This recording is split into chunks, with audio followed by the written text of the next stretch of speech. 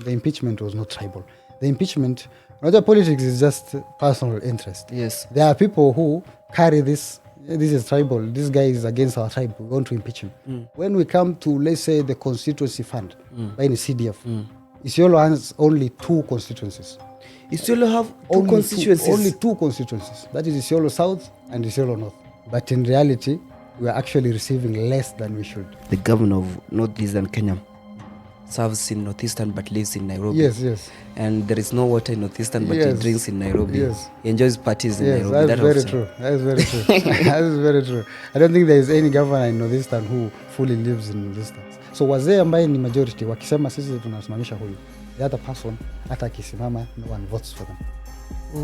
They unanimously follow this other person. And we want to control that politics right now because there is so many movements within Isiolo, and young people, at least, they are trying to push these people to the limit, and it's happening.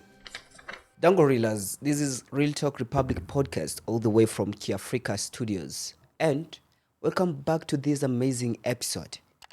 We are tackling much on Northeastern Kenya, specifically Isiolo. We've seen the political diversity in Isiolo part, but to be honest, we've been covering a lot in Nairobi, Murima, and Western Kenya, neglecting Northeastern. To that point, we talk about marginalization of this region. We've understood what aspect the Northeastern Kenya prefer themselves to be described in this country. But now, from the host mouth, we need to be specified on these terms. That's why today, I'm being joined by youth activist, formerly an actor, Elema MOHAMMED from Isiolo. But just the brief about him. Let the guest introduce himself. Elema, welcome to Real Talk Republic podcast, brother. Thank you so much. Yeah. My name is Ali Mohammed Elema. Ali Mohammed Elema. Yes, all the way from Isiolo County. Kijana wa Bula Pesa. Bula Pesa. Bula Pesa. Bula Yes, Pesa. we call it Bula Pesa. Bula is like the name of a village. Usually when we say village Flani, instead of we say Manyata or something, we say Bula. Oh. Yeah, so we are from Bula Pesa. Oh, Bula Pesa. Bula Pesa ward, yes. Then the last one, Pesa means Pesa, money is Pesa, there. I don't know where that name came from, but I think Pesa ilikuwa kwa wingi. Oh, Pesa iko kwa Maybe wingi. Pesa ilikuwa kwa wingi. Siku hizi tuoni lakini maybe kitambo ilikuwa kwa wingi. Unajua wanasema yasemwalo lipo kama lipo njiani linakuja. Kabisa. Welcome to Real Talk Republic. Shukran sana. Feel free. Yes. There is water unaweza kunywa. Yes. There is juice. There is also beer, but unfortunately we don't take. Sorry about that. Huh? Yeah. Yes. I am happy to be here. Elema, Yes. tell the audience, tell our listeners, who is Elema MOHAMMED from Bula Pesa? Elema Mohammed is a boy born and bred in Isiolo County, and I have been in Isiolo all my life, maybe traveling back and forth, but mostly I've grown up in Isiolo County. And the reason why we are here today is because of the politics of Isiolo.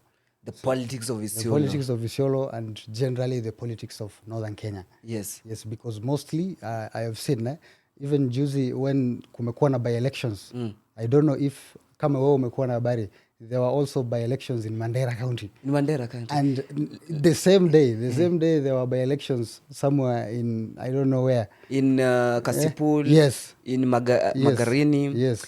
Ni ukweli because the And focus... No one knew, bro. Yes, the focus is not there. The focus is mostly on this side of Kenya. Yes. Yes. That's why nilianza introduce the episode that we've not delved much into the Northeastern politics. Yes. And venye Elema amesema, today is about the politics of Isiolo, Northeastern Kenya. Then zile allegation of marginalizations venye mnasemanga na the county, the national government of the Republic of Kenya. That's why waliletanga devolution, you know that? Yes. Because regions walikuwa nasema we have been neglected and this is happening. Yes. Elema, hapa Nairobi unakuja tu na basi na kurejea, na basi na kurejea. Kabisa. And then the step-on factor of Isiolo ni about maziwa ya ngamia. Maziwa ya ngamia, naam. I'm yet to test you. Ningekuja naye lakini kidogo nilisahau. Ulisahau? Hiyo inataka ukikunywa, if you are a first timer, you make sure uko karibu na choo. Why? Yes, the first time it cleans your stomach. Inasafisha kabisa. Oh. Yes, but now ukiendelea kukunywa, now you will be okay. Lakini kama wewe ni first timer, you should be careful kidogo. So it's very important for first timers. Yes. very important, yeah.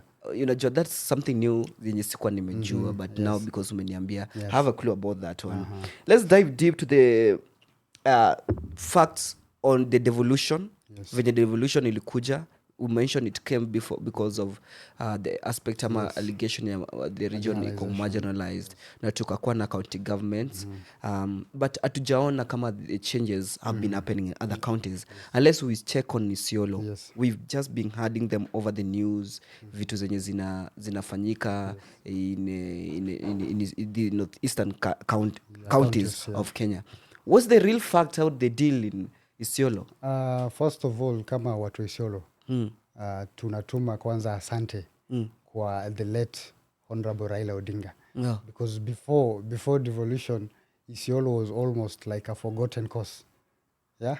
The moment at least devolution imekuja, we are seeing, pesa imekaribia county zetu. Back then, ilikuwa tu ni stories, we are hearing watu wanafanyia projects kule, but haijawahi fika kwetu. Right now that kumekuwa na devolution, even though tuwezi sema imetosha, we cannot say that devolution now imesha equalize kila kitu. There is so much ambayo bado inapaswa kufiksiwa, kwa sababu I always like to put it like this, ile wakati umejifungua mtoto and is 2 months old, bado unamvalisha viatu. Huyo mtoto hajui kutembea, lakini yuko na viatu kwa mguu. And the reason why is because he will learn kuitumia viatu. So devolution at the moment I cannot say is working the way it should be. It's not working the way it should, okay? Lakini tunaipatia muda. It is now I think 12 or 13 years into it. Na kama watu wa Isiolo tumeanza kuiona polepole ambayo iko na changes. Lakini I can say that shida ni kwamba watu kidogo, some regions are feeling as if we are receiving more than we should. But in reality, we are actually receiving less than we should. And to give you a practical example, an example like this, Some Kiambu County, use Kiambu County as an example. If you take Kiambu, you can fit like 10 Kiambus inside Isiolo County. You know that? Like you can take 1, 2, 3 and itatoshea yote ndani Isiolo. How big is Isiolo? That is how big it is. You can imagine. You can take 1, 2, 3, you fit it there. Okay? But in reality, Kiambu receives double what we receive. You get? Yeah. Yes, they receive double of what we receive. And that is only ile pesa ambayo inaenda kwa county government. And when we come to, let's say, the constituency fund, by the CDF, Isiolo has only 2 constituencies. Isiolo have two constituencies? Only 2 constituencies. That is Isiolo South and Isiolo North. Despite the fact that you describe Isiolo being big, that large, 2 constituencies only divided into 2. Okay? Only 2. And then when it comes to a county which is 10 times smaller than Isiolo, it has like 12 constituencies. Okay? And then you can do the mathematics. Kuna pesa ambaye MPs wanapatiwa in CDF money. Okay? Isiolo only 2 MPs wanapatiwa. We should be blamed on this. Okay? Kwanza to tackle the 2, umeleta point that Isiolo has only 2 constituencies. Yes. That is Isiolo North and South. Yes. Who is it to be blamed on this? Is it the citizen or the national government? Their ideology or their thinking is that Isiolo, their population is small. Yes. And that is why it has only 2 constituencies. Yes. But in reality, development happens like kwa ardhi. You get? Now imagine an MP in Isiolo, say Isiolo South, okay? Ampatiwa milioni kadhaa ya CDF. Okay? You can imagine that constituency of his. Constituency yake peke yake, it's like 6 times larger than the entire Kiambu County. So you can imagine that small money ambaye anapatiwa, ndio anapaswa kuicirculate the entire region. Because that is like a region. If you put it in central Kenya, Isiolo South alone is like an entire region. Idea yao ni kwamba Isiolo, their population is small. And wards ni ngapi? Wards, I think there are 10 wards. 10 wards? Yes. There are 10 wards in Isiolo. I think the factor now remains it's because of the population. Because of the population. That is there possibilities ukiona we personally, you see Independent Electoral Commission ufanyanga demarcation of boundaries. Unaona any possibility ya Isiolo kudemarketiwa na kuongeza hata, let's say 2 constituencies and some wards? Is there any possibility? It is very much possible. It is very much possible. There are a lot to consider. Rumors iko ama? Rumors iko. They have been trying to push. lakini kind of haijasonga sana. Sasa ni kama it is pushed kidogo na watu kidogo, and then it waters down, watu wanasahau. Then inarudi tena, and then it's forgotten. It is back and forth, lakini haijawahi fika mahali ambayo tunaona we are almost kuongozewa. From your take as a youth activist or political activist from Isiolo, mwenye ako hapo amongst the youths wenye wako hapo Isiolo, mnaona itafanyika ama? Hakuna dalili ambayo itafanyika, and that is why saiki Isiolo we are creating a youth league ambayo ni tunaita Isiolo Political Youth League. And it's not literally a political entity. We are not going to side with anyone. County wise, we are not going to side with anyone. National wise, we are not going to side with anyone. Our main agenda is to make sure we are pushing for such, because it's very unfair that one county has only 2 constituencies and that MP is expected to serve the entire area. Unasema you are not going to be allied to any force, political force. Yes. These youth that you tend to form. Yes. But ni mikakati gani ambazo mmeweka kuhakikisha like no one influence your alienation towards them or to any party? At the moment, Isiolo County and Northern Kenya in general, they only have one master they are serving, and that is the president. So we do not expect that tutasumbuliwa sana. You get? Hakuna opposition. There are county opposition sana within the counties ambayo wanashindana wenyewe. But when it comes kule juu, they only have one person who wote watapigia kura. That is assured that Ruto atapigiwa kura na kila mtu. So sisi hatuwezi from Isiolo. Yes, from Isiolo. It's a sure bet. It's a sure bet. Ruto ana control hapo mbaya sana because unajua Giana says DCP is not maturing. No one even knows what DCP is. Tunaona masikio lakini hatujajua bado ni. Yeah. And I think Rigathi had a big opportunity ya kupata kura ya Northern Kenya.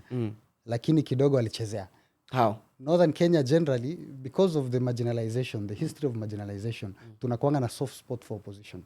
Tunakuwa na soft spot sana for opposition. If you look at the history of Raila Odinga, he has been winning Northern Kenya throughout since he started. You get? But now, the moment Rigathi came, his idea was 1 man, 1 vote, 1 shilling. You get? And that ideology will kill Northern Kenya. That ideology will kill Northern Kenya. Baba had the same ideology. No. He had the same ideology. Okay. In BBI there was that ideology. In BBI, exactly. Yes, I remember that. But now Raila, one thing, the reason why you see people from Isiolo and the entire Northern really respect him is because of the devolution ambayo aliwaletea. Okay. Get? So you are paying back the price. They are paying back the price. But sasa now, Rigathi had the opportunity because somehow sisi tunakuanga we are always anti-government.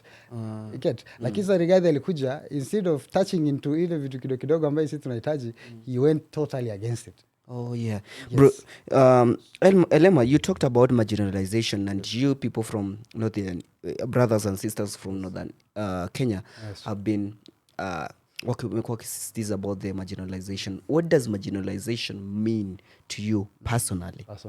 I will give you a practical example and sita define what marginalization is. For example, right now we have taken this studio and we are tuko in Wajir County. This morning we are in Wajir County. Tumekuja asubuhi mapema, tumeingia studio, tumehakisha lights zimewaka. One thing I'll say alhamdulillah. Wallahi. Because that light imewaka. Okay? Second thing I'll do, nitajua automatically jioni mimi sina stima. That is how bad it is. Mimi nikiona stima iko asubuhi, automatically I know jioni mimi sina stima. That happens in and that is every single day. The way you are surprised stima ikipotea huko mahali tuko sahi. Like, what happened? Tunapiga simu. It is a norm. Because I experienced load shedding recently. President communicated this. Have this been happening even before President William Ruto? Yeah, that has been happening from tupate stima. So mchana ikikua usiku unajua hauna. Ukiona uko na usiku unajua asubuhi mimi sina stima.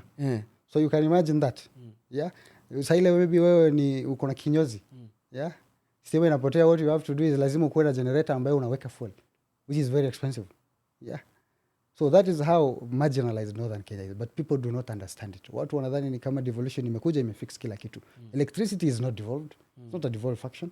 Hakuna venye county government inaweza kufix hiyo shida. Lakini no one talks about that. Water, mambo ya maji. The county government can solve that. County government can solve that. What's happening? But what is happening is this. Sitaki kuwatetea sana. Unajua niko huko ndani. Oh, when wagava?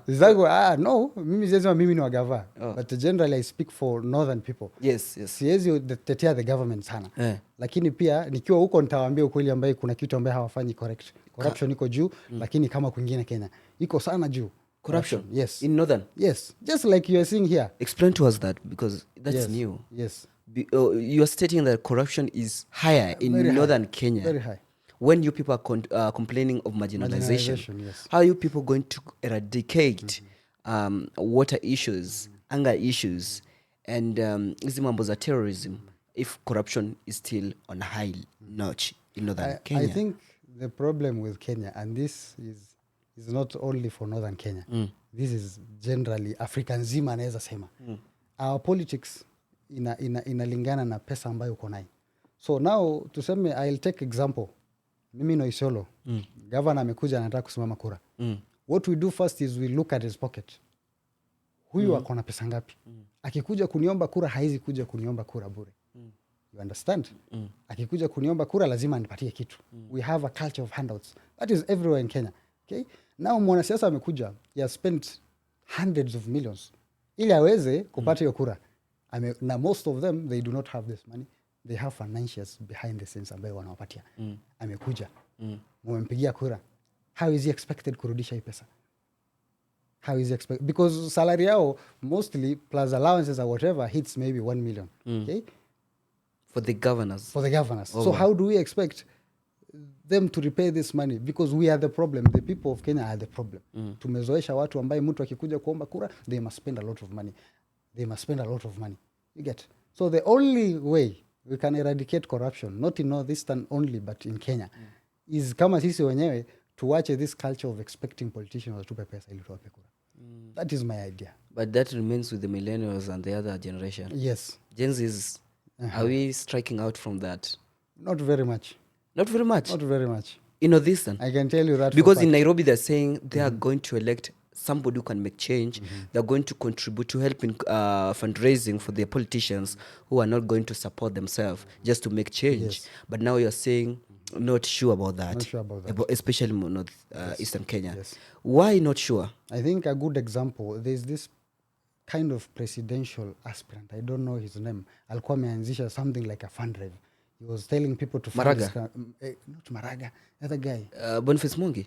Not Boniface. Even Boniface has ule won. alikuja mwanzo. Even Morara Boniface is doing, exactly. That guy alibashiwa sana. Yes. Yeah, but you Gen Z contributed. They contributed and then wakafika mahali they were like, we anatuosha bana.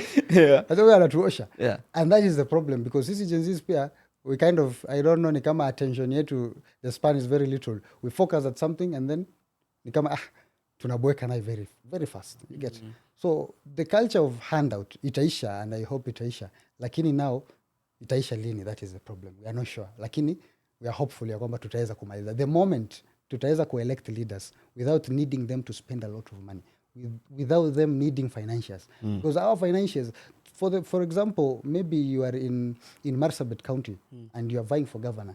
Iko wakubwa ambaye, mabola ambaye wanakupa pesa for you to campaign with. Okay? For logistics na for handouts.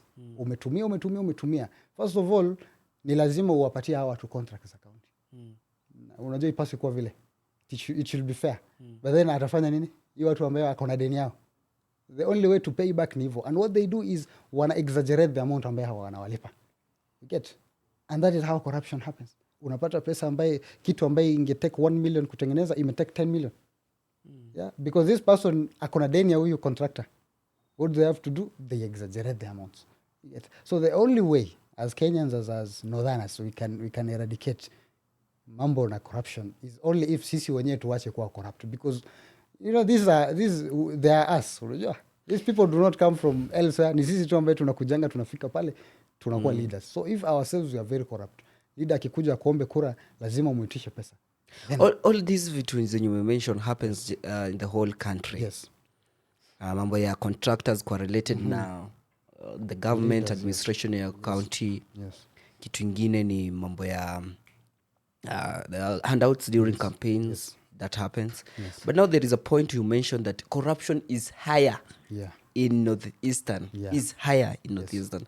Bro, Elema, you did not explain Why? to why it is higher, in which aspects besides the handouts during the election period and the tendering of other sectors in the government. So which part exactly, which sides, and is the corruption heavier or much into the northeastern counties of Kenya, and especially in Isiolo? I think I'll say you maybe misheard me, but I wouldn't like to say it is much higher. I can say corruption in northern Kenya, it is just as much. Unajua, No, you're changing whatever you said from the beginning. I must have followed you from back. Yes. You cannot change the statement to just favor your people. Let me put this way, Let me put this way. Yeah. In reality, people expect northern Kenya to not be corrupt. That is not really. I don't think so. Or to be lesser corrupt than the other parts of Kenya. You understand? That is, people get shocked. Kumbe huko pia mko na shida ya maji lakini mnaiba pesa. How? You get? That is why I can say it is who how I expect northern Kenya pia ni corrupt. Wanasema okay. But kwa nini ambayo mimi nasema hivi, these people in northern Kenya, the starting point, unajua huwezi acha mtu wewe already ushakimbia 1 kilometer and then yeye anaanza nyuma yako. Okay, and then munapatiwa the same or maybe he gets even less akopate. You understand? And that is what happening in northern Kenya right now. Watu wanasema kwani hii pesa inaenda northeastern, inaendanga wapi? Hii pesa inaendanga wapi? But in reality, most of the things you see that are built in other parts of Kenya, they were built before devolution. We can take here, for example, Mali Tuko.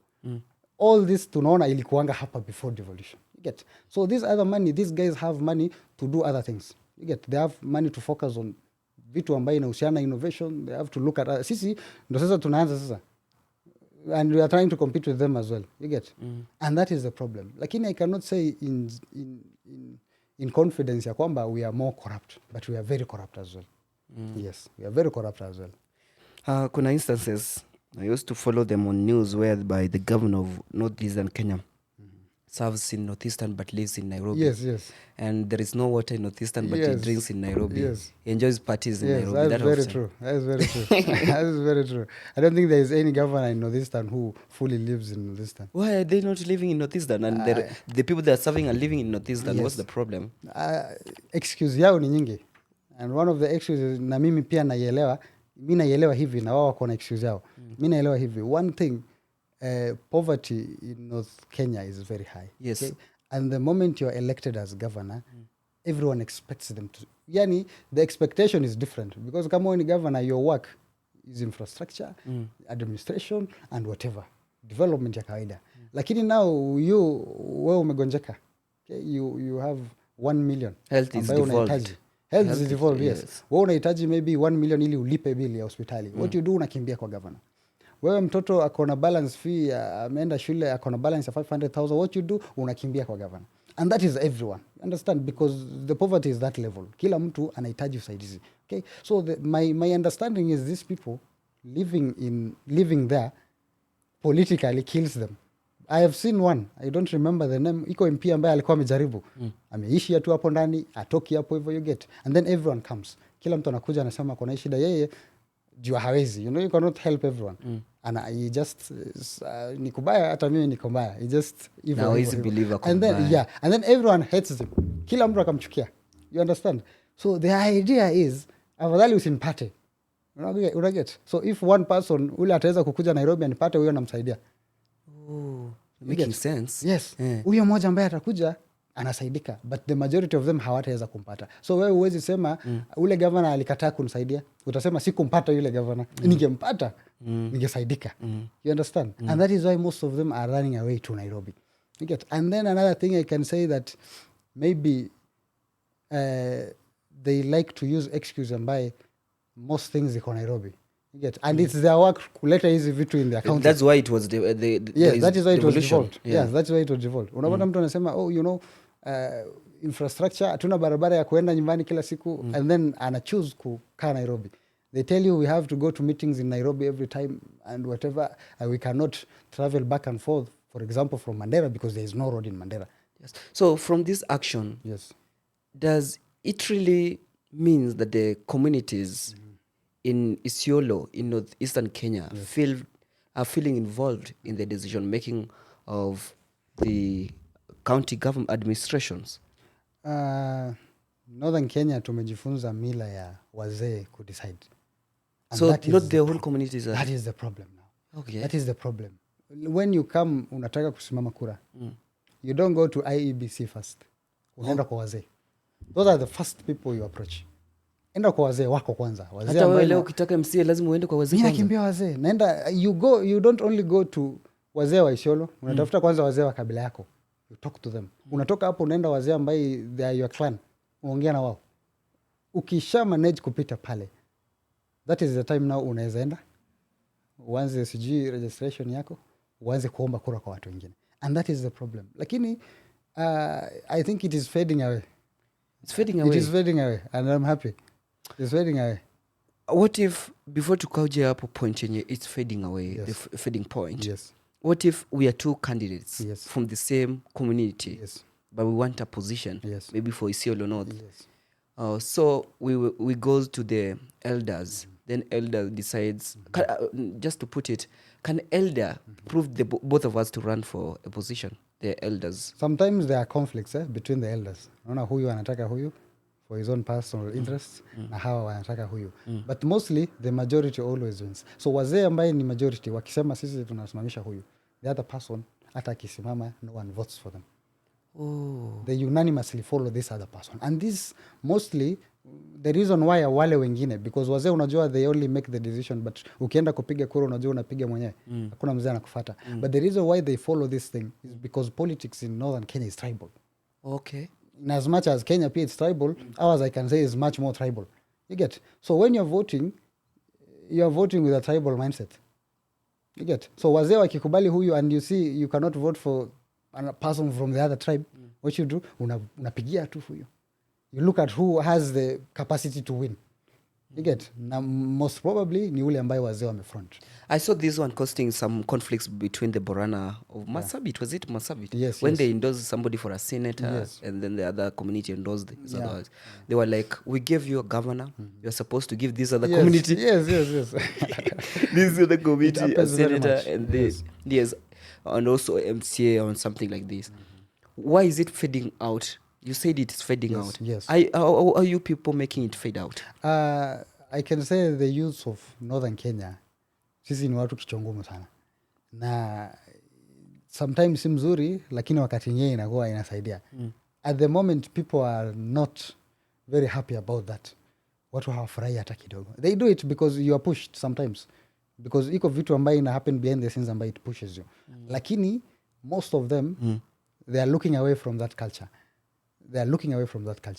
And naona pole tu, gradually we might move away from that. And from there I'm hoping we can now come to politics of ideologies. Who is coming with ideas ya kuambaye tuseme for example Isiolo, nani anakuja ideas ambaye itatusaidia sisi generally kama wana Isiolo. Kwa sababu Isiolo is a very Isiolo naweza ipea example na Nairobi. Isiolo ni iko na kabila nyingi sana. It is a collection of tribes. Unaona kila kabila iko pale. Ukienda pale utapata Wakikuyu, utapata Wajaluo, utapata Wameru, utapata Waborana, utapata Sahuye, Somali, everyone is there. You get? So at least right now tukipush vizuri we can move away from that culture of tuna vote on tribal lines. Okay. And I can say this and it's happening. It is already happening. And we saw that in 2022. Yes, in Isiolo we saw that in 2022. It happened? Yes. How? It happened in Isiolo. How did it happen? Just explain. We don't know how it happened, but you can tell us how it happened. In 2022 in Isiolo, there were tribal formations. And it always happens. Iko mara ya kwanza. In 2022 there was ilikuwa tu kama kawaida. But a guy came from Nairobi, our current governor ambaye anaitwa Abdi Guyo. And his idea was we are only one people in Isiolo. Our problem is one. Yeah. Hakuna mtu ambaye ati because wewe ni kabila uko na maji kushinda mwenzako, because Isiolo we are mixed up, tunaishi pamoja sisi wote. Hakuna huyu anaishi huyu, tuko tu pamoja sisi wote. So shida ambayo iko na moja ndio iko na yule. Okay? He came with that. He was a first timer in Isiolo, akakuja and he sold that. He came only months to election. We were almost to elections ndo alikuja. Through which party? he came through Jubilee Party. Akakuja months to election and he sold that to the young people. And the young people wakazungusha kila kona. And that guy got elected.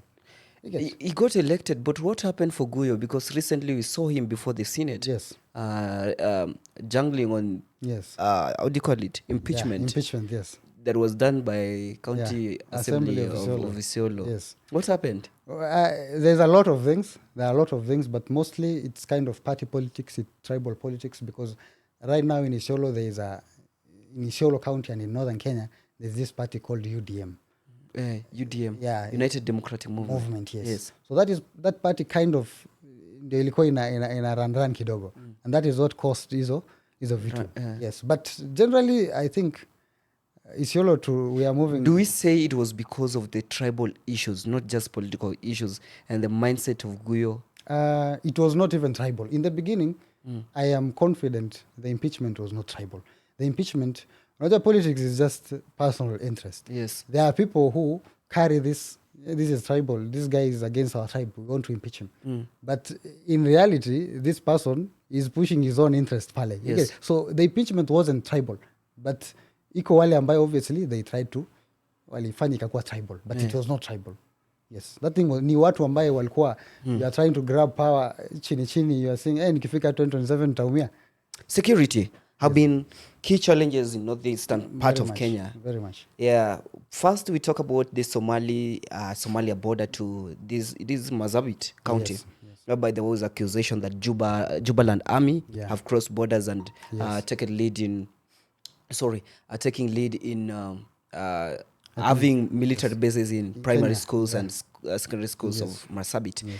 Then there is the wrangles in between Samburu and Isiolo, and also the tribal wrangles between Meru and Isiolo and Marsabit and the other. Yes. What are these factors? What's bringing up the insecurities, and why is it not changing? Even if the government is trying through the minister, we saw that in the administration of President Uhuru Kenyatta, through Interior Minister Matiang'i, he tried out in Northeastern, but things are yet to change, especially between the Samburu and the people of Isiolo. I don't want to be biased. I am from Isiolo, so I am trying to. I always try to represent Samburu, Garissa, Wajir, Isiolo, and wherever. But what happens in Isiolo? Isiolo is kind of, it is like encircled. It is encircled. You get like all these counties, they are bordering Isiolo. Okay, and Isiolo, geographically, we are greener. We are not green. I cannot say Isiolo is green, but it's greener than our neighbors. Okay. So what happens is most of the people who come into Isiolo to kind of like wanakuja kukulisha mifugo yao. Okay, they come wanatulia pale hivyo wanakula for muda, and then when unajua inakuanga it's seasonal. Okay, it's seasonal. So wamekula and then they are imeisha because Isiolo pia it is not always green. Now sasa the part imeisha. Now they are going back to their counties. What happens is this thing is kind of cultural. Wanaiba sasa. You get? Now you take the uende urudi. So ni kitu ambaye it is not such a, I cannot say it's a big deal sana. It is something we can solve. Yeah. Lakini ni kama leaders hawataki kuisolve. Something we can very much solve. Mbona wataki kusolve? Yeah. What's the interest? The interest is that I'll use Samburu County for example. Juzi tu kuna watu kadhaa wameulua in Isiolo County, yeah? And what, I don't want to be biased again, but what the governor is doing is using that as a political tool. You get?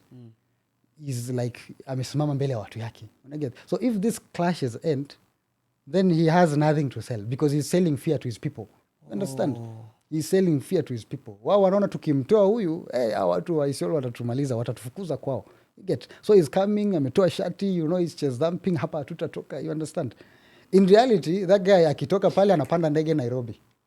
Oh, so the insecurity in northeastern Kenya is being used to settle the political scores. Yeah, people are using it for political interest, unaona? So ule anajua hiyo vita ikisha, then what are you selling to those people? Mimi nitawazuia hiyo watu. Nini? Unajua hivyo ndo wanaenda kwa kijiji wakiambia. Then what about the Somalis from Somalia? Yes. The rebels from Jubaland coming to Marsabit. Yes. Actually, it is Mandera. Yeah, Mandera. It is Mandera. And that thing was also, sijui nitakuelezea vipi, I don't know how the Kenyan government failed to contain, but I think Kenyan government, and I'll say allegedly, because I am not sure, kind of, it is not in bad terms with the Jubaland forces. Yes. That is my understanding of it.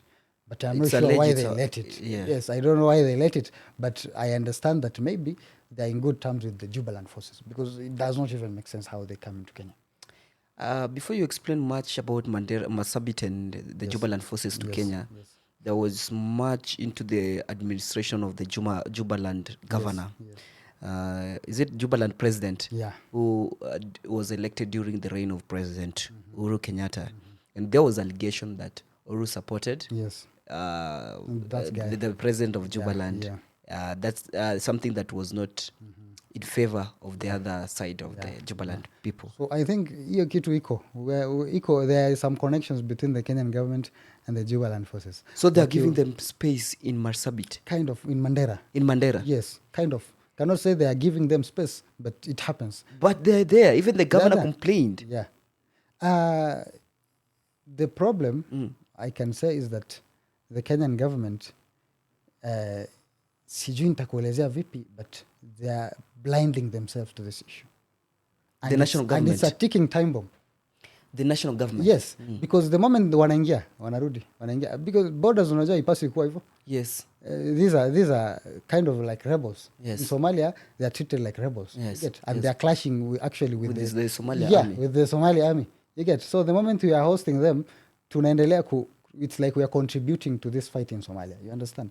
But sasa kivyetu sisi kama watu wa Northeastern, we try to avoid these people because sasa si waje shida yetu ni mingi. So the people of Northeastern, they always avoid it. Wanaambia government ni tafadhali tu tuondoleni watu. But they cannot do anything about it. Wanaangalia tu.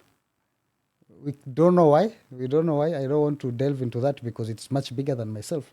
But yeah, there's something that is going on ambaye sisi hatujui. These are made students even to come out from school Yes. because they're using. Yes. Why do you think they opted for schools as their bases? I wonder why, because it is like wamejengewa. Unajua, infrastructure is there, everything is there. And again, they are using those kids kama like shields. You understand? Oh, yeah. Yeah, so wakikuwa pale hivyo, no one bothers them so much. Okay. Yeah. Sure. That is the facts and the happening in northeastern Kenya. Elema telling us how it is. Well, now focusing on the future, let's have the focus on youth engagement, activism to change northeastern Kenya. How do you see the new look of Isiolo? Isiolo, I can say we are moving in the right direction, but only if the Gen Z of Isiolo actually choose to vote. Because just like any party in Kenya, Gen Z is hawakati kura in Isiolo. But if they decide, they say, you know what, we are going to become voters. Because hiyo tu ndo tunaweza tisha nayo watu. Right now we can speak, we can go to Twitter to tweet 100 times.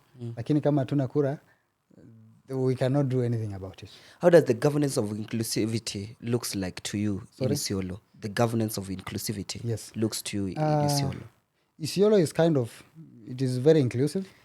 You said it's not inclusive because in the beginning you said it's not inclusive because of tribal lines and whatever it is, the facts that you based. But now I'm asking you, how do you see a governance of inclusive, the governance that you can say, this administration of this president, the administration of this governor is really inclusive, is engaging us as the community, the people of Northeastern, or rather the people of Isiolo. Yes. I can say one thing in Isiolo that we are failing is that the youths are not very much included. Okay. That is one thing we are failing. The youths of Isiolo, they are not very included. Not in the politics and not in the administration. Neither. You get? We are not included anywhere. But governor is young.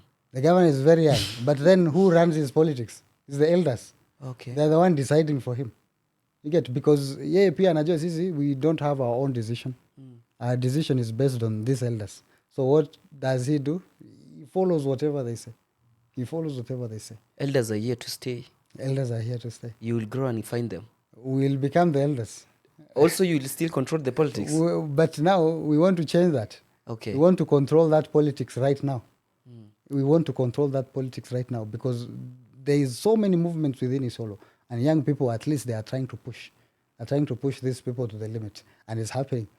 Why can't you say it's young movement, these movements are youthful movements. Yes. Why can't you be one united, just have one united movement? I can say this, and I do not even object to these movements which people have their own personal interest. It's mostly interest-wise, but at least we are now moving away from tribal interest to personal interest. That is a step ahead.